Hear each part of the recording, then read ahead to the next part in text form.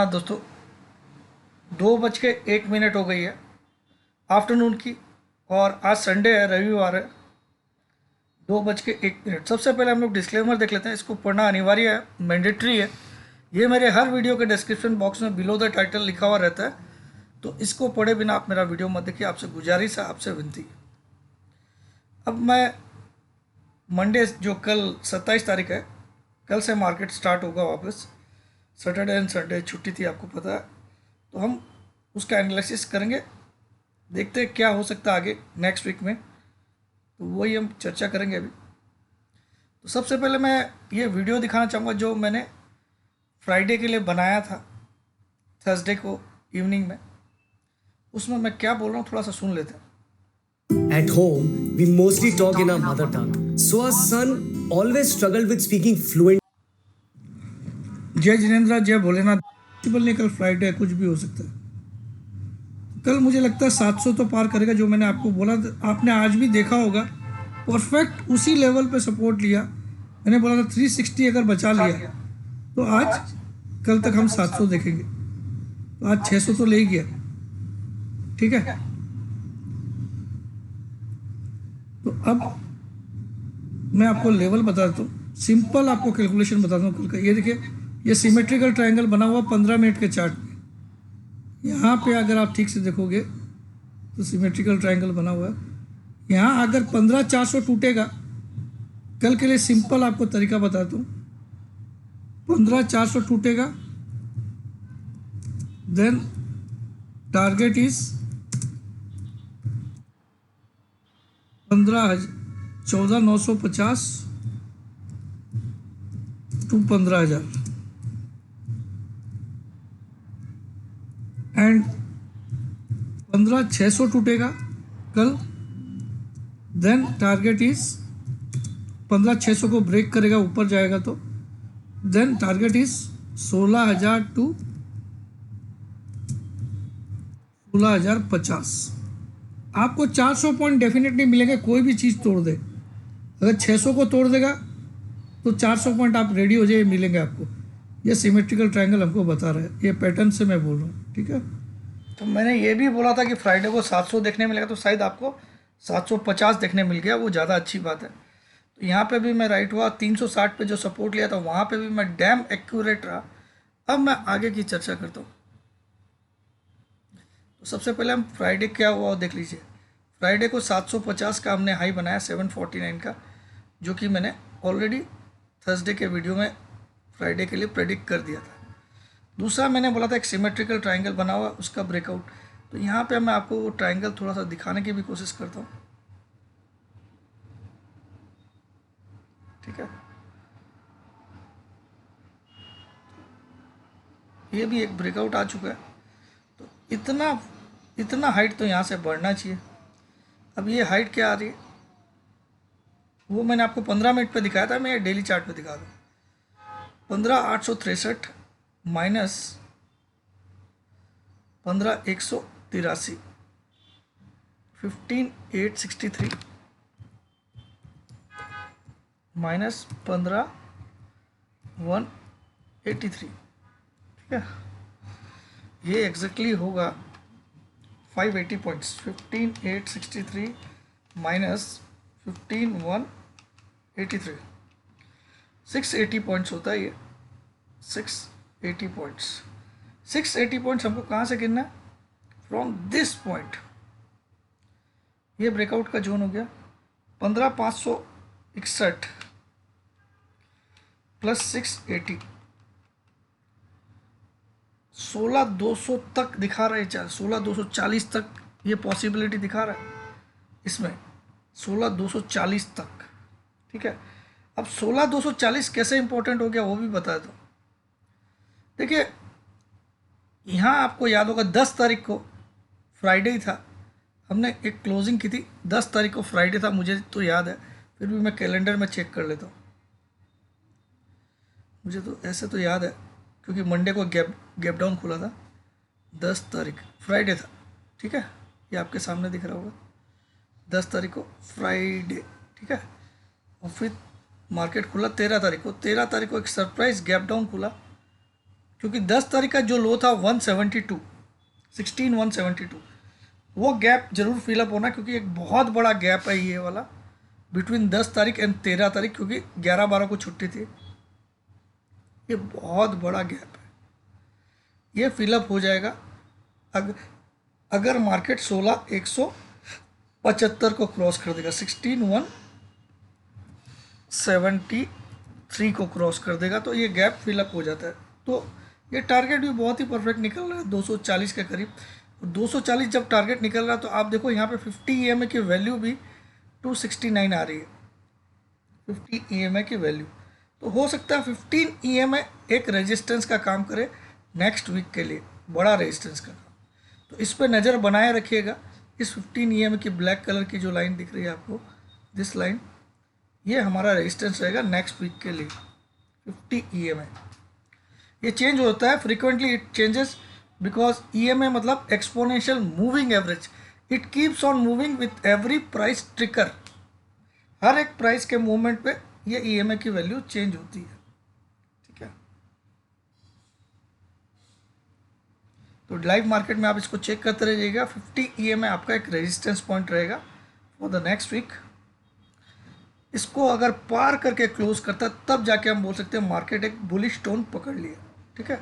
Till then it is just a recovery of huge fall, it from here to here, recent huge fall. तो इसका 61.8% के करीब ये recover हो सकता है। ये फॉल कितना था हम लोग ये भी चेक कर लेते हैं, 61.8 कितना था वो भी देख लेते हैं, ठीक है। The fall was from 16,793 minus 15,183, ठीक है। ये लो बनाया था, 1610 पॉइंट का फॉल हुआ था यहाँ से लेके यहाँ तक। 1610 पॉइंट का 61.8% निकालता हूँ मैं, 995 होता है, राउंड फिगर में 995 होता है। तो 995 को अगर मैं 15,183 में ऐड करता हूँ जो कि लो था, तो इसका टारगेट आता है 16,177। कितना आता है? 16,178 is the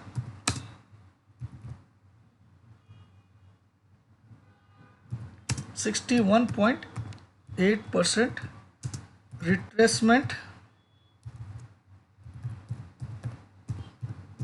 level of the total fall of 1610 points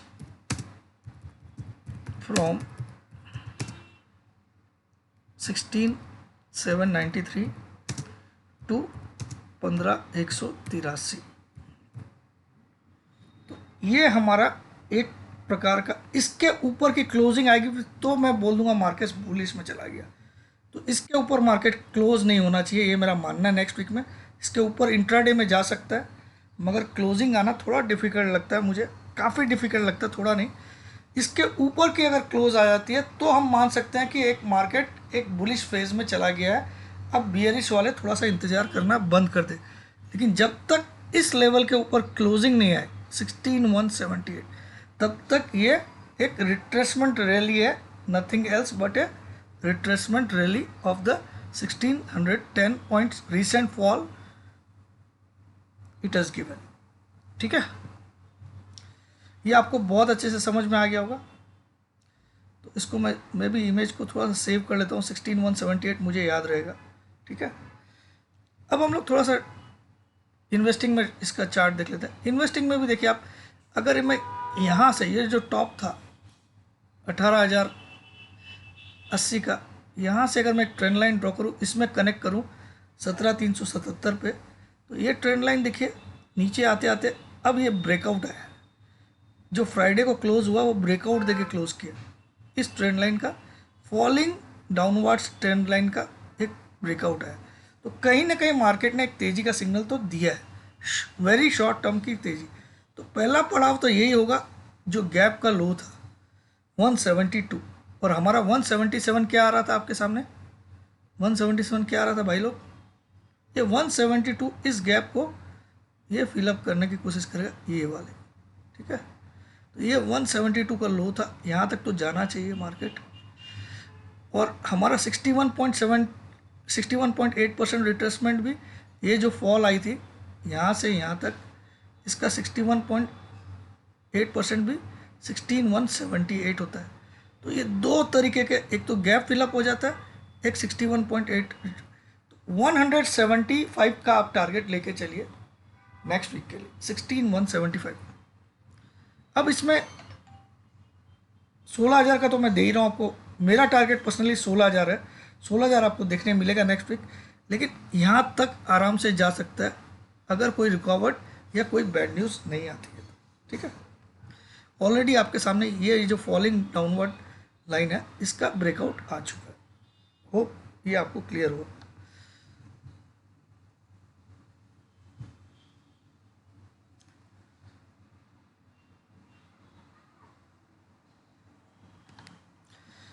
अब हम लोग एक और चार्ट देखते हैं।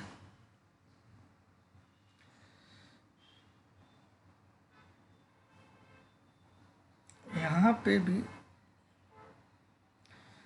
हाँ, एक छोटा सा रुकावट बीच में फेस हो रहा है, 15,884। इसको हम छोटी सी एक रुकावट के रूप में देखेंगे। ये रुकावट पार करना जरूरी है, 16,000 को अगर टच करना, तो ये एक रुकावट 884, ये वाला लेवल जो है, मैं यहाँ इसको थोड़ा बोल्ड कर देता हूँ, ग्रीन कलर कर देता हूँ इसका, और बोल्ड लाइन कर देता हूँ इसको। तो ये एक रुकावट का काम करेगी 885। इसको पार कर दिया तो आप अच्छा खासा तेजी देखोगे। ठीक है, 16,178। तो ये एक छोटी सी रुकावट बीच में है, 885। ठीक है,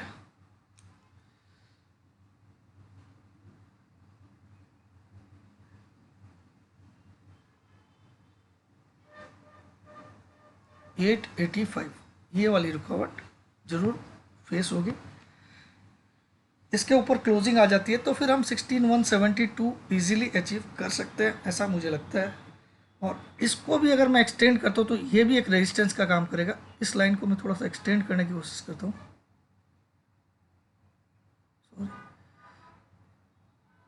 अंडू,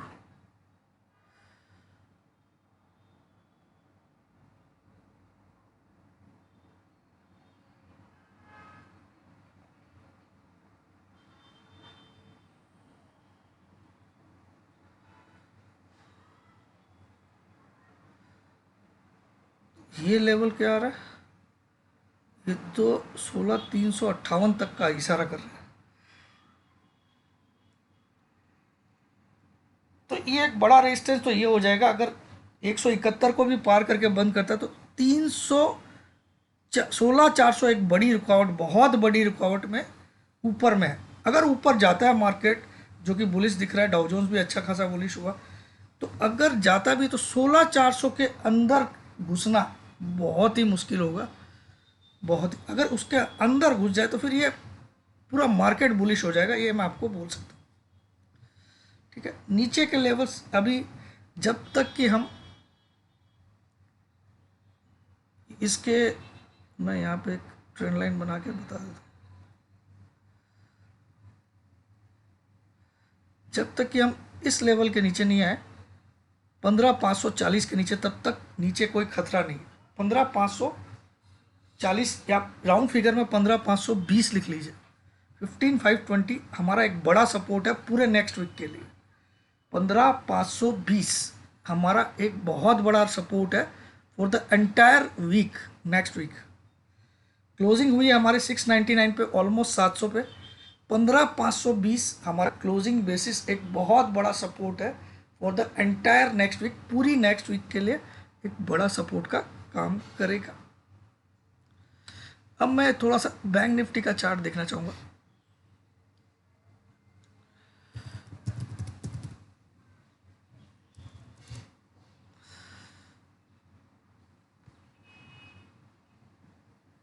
बैंक निफ्टी थोड़ा सा ज़्यादा बुलिश दिख रहा है क्योंकि इसने 10 EMA के ऊपर क्लोजिंग दे दिया।